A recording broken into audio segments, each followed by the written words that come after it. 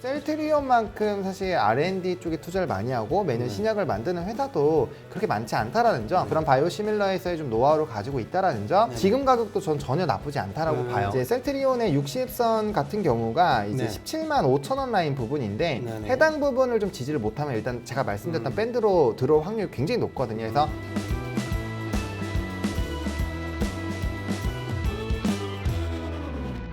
국내 재계에서 신성장 동력인 바이오 산업에 앞다투어 진출하는 모습을 보이고 있습니다. 올해는 바이오 섹터가 강세일 것이라는 전망과 함께 주가가 힘을 얻고 있는데요. 주가 전망 어떨지 지금부터 살펴보겠습니다. 헤르메스스타 하청환 본부장님과 함께합니다. 안녕하세요. 네, 안녕하십니까. 먼저 이번 주 증시 상황 좀 살펴봐 주시죠. 예. 네, 뭐 아시다시피 1월 2일 이후에 사실 증시가 좀 많이 어려움을 겪고 있는 상황입니다. 뭐 오늘 같은 경우는 이제 원달러 환율 같은 경우도 장중에 1340선까지도 좀 돌파가 됐거든요.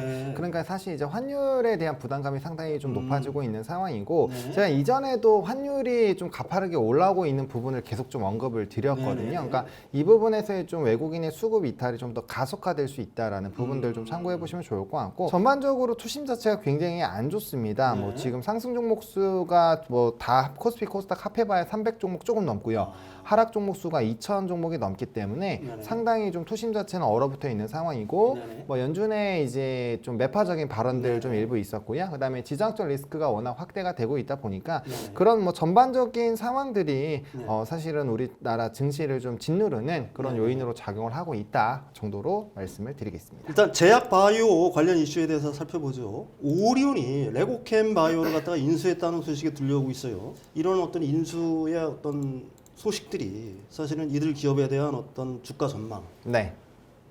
주가에는 어떤 영향을 미칠지 분석해 주시죠. 예. 네, 뭐 사실은 이미 주가가 좀 말해주고 있는 상황입니다. 이거래를 연달아 좀 주가가 큰 폭으로 하락을 하고 있는데요. 뭐 거의 20% 정도가 빠졌죠. 그러니까 물론 미래에 대한 성장 동력으로 본다라고 한다면 분명히 이제 바이오 쪽은 반드시 가져가야 될 산업 중에 하나이긴 합니다. 다만 이제 거기까지 시간이 좀 걸리고, 그다음에 인수하는 그 금액 자체가 과연 쌌느냐 비쌌느냐 이런 것들이 좀 핵심이겠죠. 일단 첫 번째로 이제 레고캠 바이오가 물론 ADC 쪽에서 굉장히 좀 강하게 기대감을 갖고 있고, 최근에 이제 기술 수출을 진행을 하면서 기대감이 되고 있는 것은 맞지만 오리온 입장에서는 이제 그때까지의 이런 자금을 계속적으로 좀 조달해야 되는 부분으로 인식이 될 수 있거든요. 근데 이제 본업 자체가 뭐 식품주 중에서도 뭐 가장 잘 나가는 삼양이라든지 이런 농심이라든지 이러면 또 모르겠지만 그런 것도 아니니까 본업에서도 아직은 뭐 선두가 아닌 상황이고, 계속적으로 캐시플로우가 이쪽으로 넘어가는 부분에서 인수 자금까지 뭐 잉여금의 거의 절반 이상을 쓰는 이러한 방면으로 갔기 때문에 주주들 입장에서는 상당히 좀 부담스러울 수가 있죠. 물론 장기적으로 봤을 땐 이게 성과가 나고 긍정적인 흐름들이 결국에는 연결이 되겠지만, 아시겠지만 바이오 투자할 때 가장 어려운 것이 뭐 임상에 대한 이런 실험들, 정말 좋은 성과가 나오기가 쉽지가 않다라는 걸 다들 알고 있거든요. 그런 상황에서 너무나도 많은 자금이 쏟아져 들어가다 보니 거기에 따른 좀 단기적으로 투자자들의 좀 부정적인 시각이 좀 일으키고 있다라는 부분이고, 뭐 만약에 이제 오리온이 사업적인 측면에서 바이오가 굉장히 커가고 있었고 거기에 시너지를 당장 낼 수 있는 부분이라면 또 모르겠지만 그런 것들도 아니기 때문에 뭐 또 단기적으로 사실 좀 안 좋아지게 되면 주식을 보유하고 있는 사람들 입장에서 상당히 좀 부담스러울 수가 있잖아요. 그래서 그런 여러 가지 부분들이 오리온에게는 좀 상당히 부정적으로 작용한 것이 아닌가 정도로 해석을 드리겠습니다. 레고캠 바이오 주가는 좀 어때요? 레고캠 바이오 같은 경우도 주가가 조금 눌리고 있습니다. 아, 그래요? 네, 그 이유는 사실 이제 기술 수출을 하면서 우리가 항상 기사를 보면 좀 자극적인 내용을 받는 게 그 모든 마일스톤을 전부 다 받았을 때 가정으로 들어가거든요. 근데 아시겠지만 처음에 로열티를 받고 이제 기술 수출을 하면서 그 성과가 나올 때마다 점진적으로 커지는 그 상황입니다. 뭐 종근단도 마찬가지고 레고캠 바이오도 마찬가지예요. 그렇기 때문에 그걸 당연히 한 번에 다 받는다라고 한다면 주가 계속 고공행진을 해야겠죠. 하지만 그렇지 않다라는 사실, 이제 오리온의 인수를 하는 상황에서의 의사 합치가 어떻게 났냐고 좀 기사들에서 많이 퍼졌냐면은 결국엔 자금이 계속 필요하다라는 얘기거든요.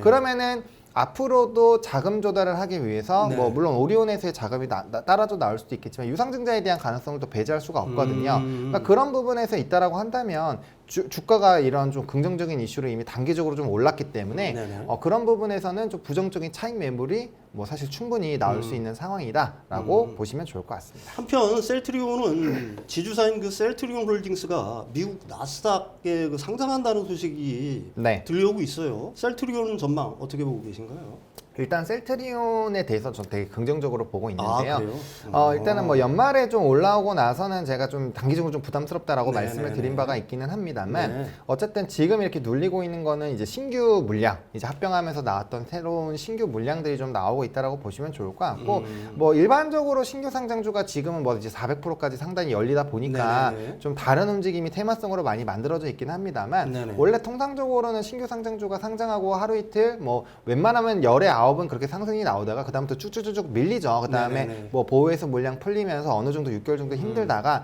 그다음부터 이제 다시 물량 소화하면서 올라가는 게 일반적인 패턴이란 말이죠. 그래서 지금의 하락은 그런 부분으로 보시면 좋을 것 같고 일단 나스닥 상장 부분은 저는 사실 개인적으로 좀 긍정적으로 봅니다. 왜냐하면 이제 자금 조달에 대한 규모 자체가 달라질 수 있고요. 그 나스닥으로 간다라는 거는 넘버에 자신이 있다라는 얘기거든요. 사실 이제 미국 주식도 많이 투자를 하시기 때문에 최근에 이제 개인 투자자분들이 아시겠지만 거기서 그 시장에서 중요한 건 넘버가 일단 제일 중요하고요. 그 다음엔 가이던스가 중요하죠. 그래서 넘버가 안 나오면 애초에 기업의 평가를 제대로 받기 어렵기 때문에 그쪽으로 넘어가는 건 상당히 좀 긍정적으로 보고 있고 그 다음에 시장 자체가 워낙 크니까 빅파마로 넘어가면서 이제 신약을 위한 이런 자금 조달이나 펀드를 조성을 할 텐데 거기에 따른 패시브 자금도 사실 우리나라 증시보다는 훨씬 더 크게 받아들여질 수가 있거든요. 그래서 그런 부분에서는 상당히 좀 긍정적이다. 다만 요번에 이제 셀트리온 헬스케어와 합병을 할 때도 얘기가 나왔었던 경우에 세금 문제죠. 나중에 이제 경영권 승계가 넘어갔을 때 과연 그런 세금들을 어떻게 해결해야 될 것이냐. 긍정적인 부분과 부정적인 부분이 확실하게 있다. 근데 저는 이제 피아주사 SC 관련된 부분에서의 성장 기대감들 또 미국 시장에서 이게 폭발적으로 확대가 될 것이라는 기대감들이 여전히 커져 나가고 있기 때문에 그러한 관점에서 본다라고 한다면 좀 긍정적으로 보고 있고요. 또 이제 셀트리온만큼 사실 R&D 쪽에 투자를 많이 하고 매년 신약을 만드는 회사도 그렇게 많지 않다라는 점. 그리고 바이오 시밀러 쪽에서 이미 램시마, 허즈마, 트룩시마 굉장히 좀 잘 하고 있잖아요. 그러니까 그런 바이오 시밀러에서의 좀 노하우를 가지고 있다라는 점. 그다음 저는 피아주사 시장이 열리면 아무래도 자체적으로 주사를 놓는 거기 때문에 시장 자체가 굉장히 커질 수 있거든요. 근데 그 안에서도 일단 램시마 SC가 굉장히 좀 나름대로 선방을 하고 있다는 점을 봤을 때는 뭐 중장기적으로는 상당히 매력적이다. 다만 시간이 또 걸릴 것이기 때문에 너무 단기적인 관점으로만 안 보신다면 충분히 셀트리온은 모아가시기에 나쁘지가 않다라고 좀 정리해드리고 싶습니다. 셀트리온과 레고캠 바이오 지금 뭐 약간 하락 중인데 이걸 갖다가 지금 매수할까 고민하시는 분들도 있는 것 같아요. 매매 전략을 갖다가 세워주신다면 어떻게 보면 될까요? 일단 셀트리온과 레고캠바이오 모두 다 좋은 회사고 뭐 매수의 관점으로 보는 것은 맞지만 둘 다 지금 바로 사기에는 조금 이르다라고 말씀을 드리고 싶고요. 특히나 레고캠바이오 같은 경우는 더더욱더 그 이제 기술 수출에 대한 이벤트 물량이 다 풀리고 나서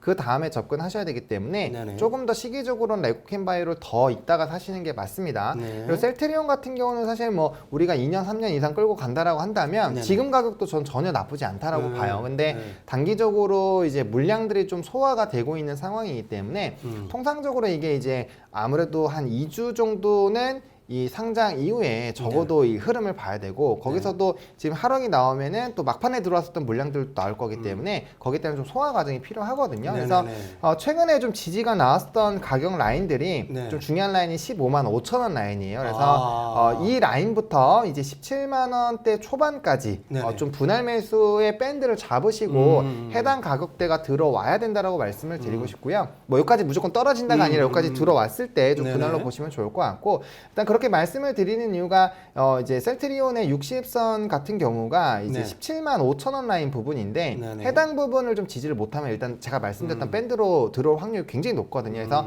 그 부분을 보시면서 대응을 해보실 필요가 있을 것 같고 레고캠바이오 같은 경우도 이제 60선까지 거의 다 다가왔는데 이 모멘텀이 사실 터지기 시작을 했을 때가 가격대가 4만 원대 초반부터예요. 그러니까 그 가격대까지도 사실 이 차익 매물이 나오기 시작을 하면은 눌릴 확률이 있기 때문에 과거에 이제 뭐 유한양행이나 이런 것도 긍정적인 이슈 나온 거 다 반납하고 다시 올라왔잖아요. 그러니까 그런 비슷한 흐름들이 나타날 수 있기 때문에 좀 레고캠바이오는 조금 더 보수적으로 보시는 게 맞지 않을까 정도로 정리를 드리겠습니다. 오늘 전해드린 정보들 잘 참고하셔서 성공적인 투자하시길 바라겠습니다. 오늘 말씀 감사합니다. 네, 고맙습니다.